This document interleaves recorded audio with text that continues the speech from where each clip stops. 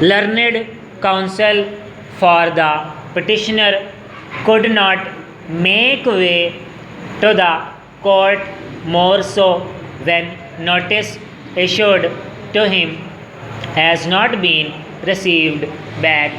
However, on the principle to do justice is exclusive duty of the court, full stop. We ourselves, with the assistance of the learned counsel for respondent number 1, have gone through the entire record of the case, full stop. In our view, the learned trial family judge has conducted the trial in an irregular manner because different order sheets, more particular the one dated 8 June 2009, is a telling example to that effect, and because on the date when the impugned order was passed, counsel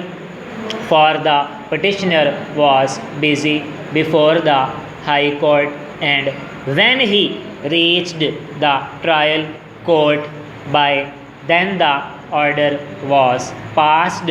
First up, the learned counsel for respondent number 1 was confronted with these order sheets, which clearly show that the learned trial judge was not careful in the dispensation of justice and due to self-clashing order sheets recorded by her. In our view, the impugned order could not be sustained because it was not logical, fair, and just conclusion of the matter, and when decision on merits is a cherished goal of law and justice, then let the case be decided on merits, more so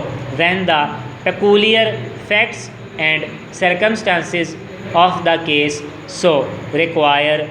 Full stop. Accordingly, this petition is admitted and allowed. Full stop.